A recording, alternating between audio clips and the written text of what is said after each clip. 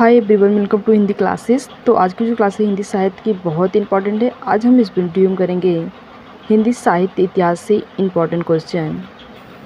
आज का पहला क्वेश्चन है, साहित्य का इतिहासकार यह पता लगाने की चेष्टा करता है कि किसी लेखक ने अपने समय और अतीत से क्या प्राप्त किया और बदले में उसने अपने समय तथा परिवर्ती काल को क्या दिया। मान्यता किस विद्वान की है।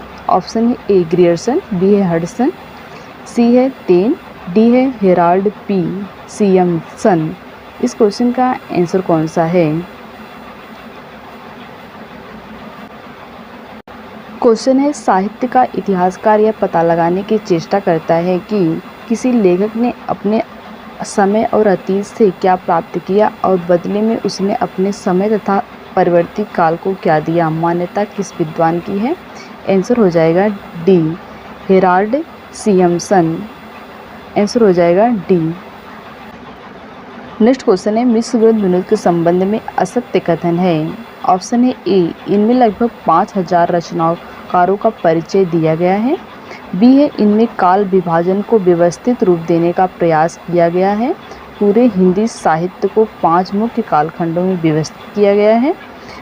सी है, कवि परिचय के साथ साहित्य के विविधांशों पर भी पर्याप्त प्रकाश डाला गया है। डी है, इनमें अज्ञात कवियों को सामने लाने का कोई प्रयास नहीं है। इस क्वेश्चन का आंसर कौन सा है।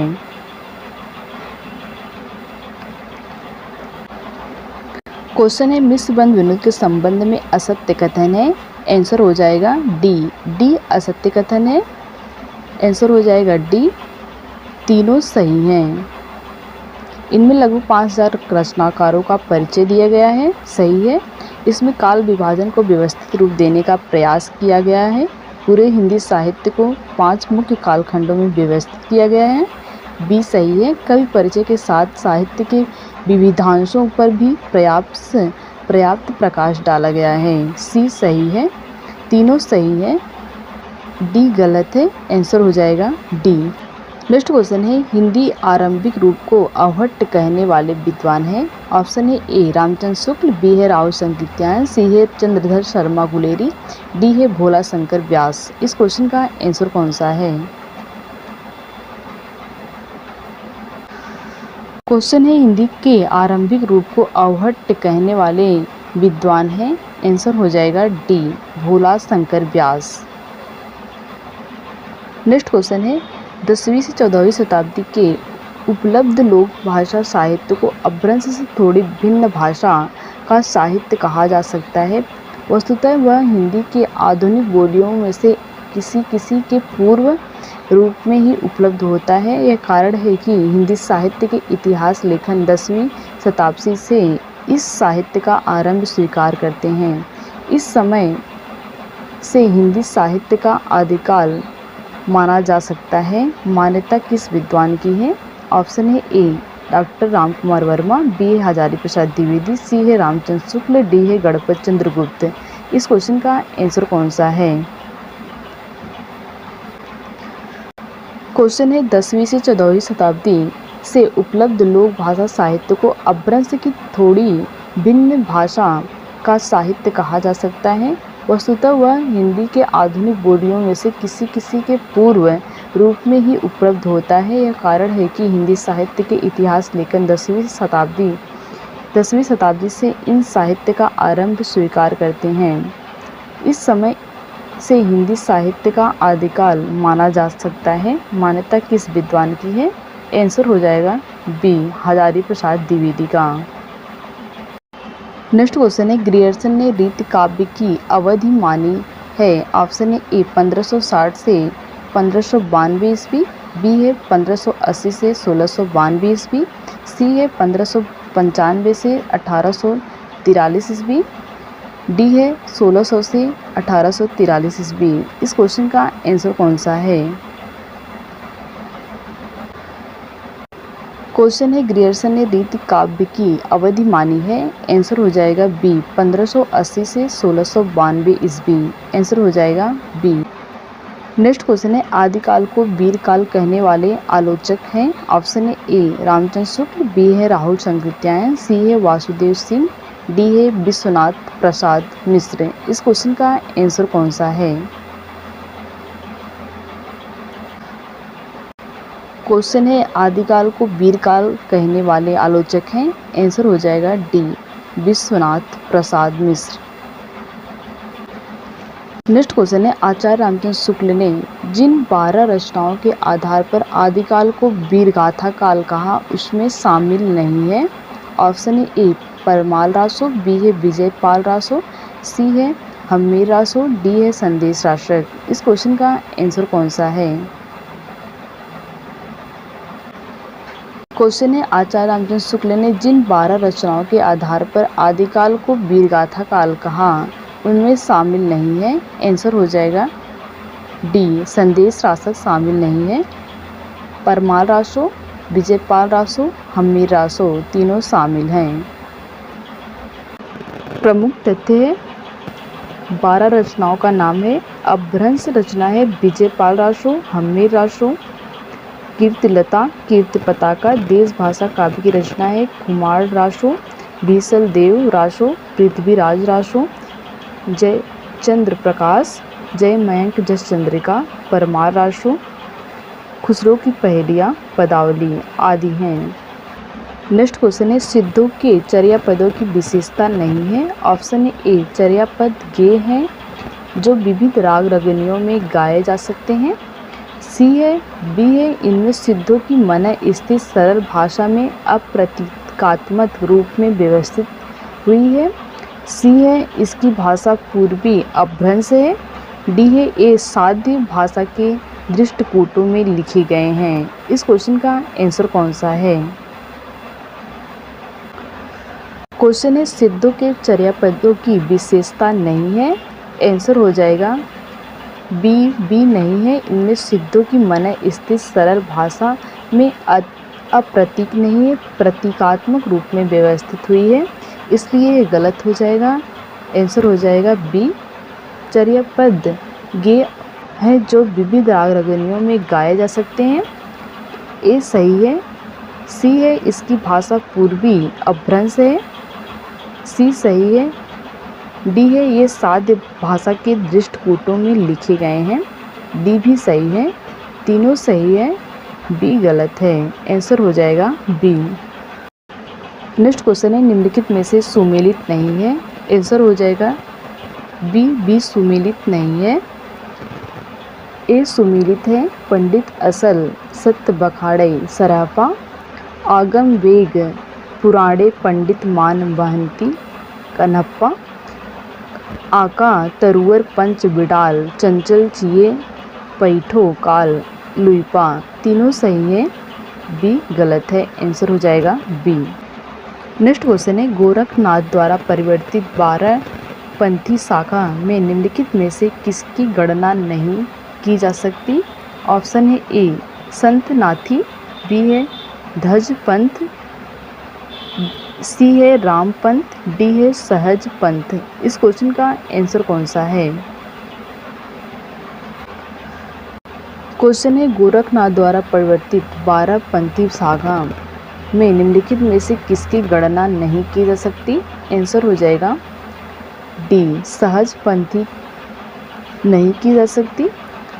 संत नाथी, धज पंथ और राम पंथ तीनों हैं 12 पंथी शाखा में। गोरखनाथ द्वारा परिवर्तित 12 पंथी शाखा है संत नाथी, धर्मनाथी, राम पंथ, बैरागी पंथ, मान नाथी, आदूप पंथ, पागल पंथ, धज पंथ, कन्नड़, गंगा नाथी, कपिलानी और नटेश्वरी 12 हैं। नेक्स्ट क्वेश्चन है कबीर आदि संतों को नाथ पंथियों से जिस प्रकार साखी बानी शब्द मिले उसी प्रकार साखी और बानी के लिए बहुत कुछ सामग्री और सदुक्कड़ी भाषा भी मान्यता किस विद्वान की है। ऑप्शन है हजारी प्रसाद द्विवेदी, बी है रामचंद्र शुक्ल, सी है डॉक्टर राम कुमार वर्मा और डी है गुलाब राय। इस क्वेश्चन का आंसर कौन सा है? क्वेश्चन है कबीर आदि संतों के नाथ पंथियों से जिस प्रकार शाखी बानी शब्द मिले उसी प्रकार शाखी और बानी के लिए बहुत कुछ सामग्री और सदुक्कुली भाषा भी मान्यता किस विद्वान की है? आंसर हो जाएगा बी, आचार्य रामचंद्र शुक्ल की। नेक्स्ट क्वेश्चन है पुष्पदंत द्वारा रचित महापुराण में कितनी संधियां हैं? ऑप्शन है ए 101, बी है 102 और सी है 103, डी है 104। इस क्वेश्चन का आंसर कौन सा है? क्वेश्चन है पुष्पदंत द्वारा रचित महापुराण में कितनी संधियां हैं? आंसर हो जाएगा बी, 102 संधियां हैं महापुराण में। नेक्स्ट क्वेश्चन है राजशेखर सूरि द्वारा रचित नेमिनाथ फागु में कितने छंद हैं? ऑप्शन है ए 25, बी है 26, सी है 27, डी है 28। इस क्वेश्चन का आंसर कौन सा है? क्वेश्चन है राजशेखर सूरि द्वारा रचित नेमिनाथ फागु में कितने छंद हैं? आंसर हो जाएगा सी, 27 छंद हैं।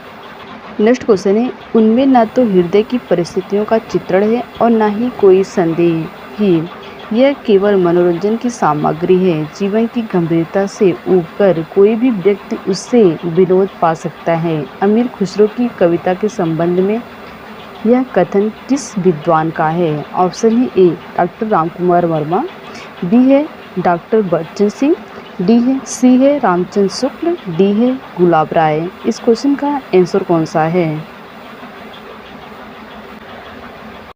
क्वेश्चन है उनमें न तो हृदय की परिस्थितियों का चित्रण है और न कोई संदेह ही, यह केवल मनोरंजन की सामग्री है। जीवन की गंभीरता से ऊपर कोई भी व्यक्ति उससे विनोद पा सकता है। अमीर खुसरो की कविता के संबंध में यह कथन किस विद्वान का है? आंसर हो जाएगा A doctor Ramkumar Verma. Next question है निम्नलिखित में से विद्यापति की रचना नहीं है। ऑप्शन है ए दान वाक्यावली, बी है विभाग सार, सी है अभिसमय विभाग, डी है लिखनावली। इस क्वेश्चन का आंसर कौन सा है? क्वेश्चन है निम्नलिखित में से विद्यापति की रचना नहीं है। आंसर हो जाएगा सी अभिसमय विभाग नहीं है। अभिसमय विभाग लुइपा का है। दान वाक्यावली विद्यापति की, अभिभाग सार विद्यापति की है, लिखनावली विद्यापति की रचना है। तीनों विद्यापति की रचना है। अभिसमय विभाग लुइपा की रचना है। नेक्स्ट क्वेश्चन है मिश्र बंधुओं के अनुसार बीसल देवरासों का रचना काल है। ऑप्शन है ए विक्रम संवत 1212, बी है विक्रम संवत 1220, सी है विक्रम संवत 1272 और डी है विक्रम संवत 1058। इस क्वेश्चन का आंसर कौन सा है? क्वेश्चन है मिश्र बंधुओं के अनुसार बीसल देवरासों का रचना काल है। आंसर हो जाएगा बी 1220। नेक्स्ट क्वेश्चन है हिंदी का चरित्र पहली बार ही बड़े मोहक रूप में भाषा और संवेदना दोनों स्तरों पर पृथ्वीराज राष्ट्रों में निखर कर आया है। काव्य की प्रक्रिया यहाँ पूरी तरह से निष्पन्न हुई है। यह कथन किस विद्वान का है? ऑप्शन है ए गुलाब राय, बी है आचार्य रामचंद्र शुक्ल, सी है विश्वनाथ प्रसाद मिश्र और डी है राम स्वरूप चतुर्वेदी। इस क्वेश्चन का आंसर कौन सा है? क्वेश्चन है हिंदी का चरित्र पहली बार ही बड़े मोहक रूप में भाषा और संवेदना दोनों स्तरों पर पृथ्वीराज राष्ट्रों में निखर कर आया है। काव्य प्रक्रिया यहाँ पूरी तरह निष्पन्न हुई है। यह कथन किस विद्वान का है? आंसर हो जाएगा डी राम स्वरूप चतुर्वेदी का। नेक्स्ट क्वेश्चन है आचार्य हजारी प्रसाद द्विवेदी के अनुसार संदेश शासक का रचना काल है। ऑप्शन है ए 11वीं शताब्दी, बी है 11वीं शताब्दी से 14वीं शताब्दी के मध्य, सी है 12वीं शताब्दी के उत्तरार्ध से लेकर 13वीं शताब्दी पूर्वार्ध के मध्य और डी है 14वीं शताब्दी के आसपास। इस क्वेश्चन का आंसर कौन सा है? क्वेश्चन है आचार्य हजारी प्रसाद द्विवेदी के अनुसार संदेश शासक का रचना काल है। आंसर हो जाएगा ए 11वीं शताब्दी। नेक्स्ट क्वेश्चन है निम्नलिखित में से किस आलवार का संस्कृत नाम सुमेलित नहीं है?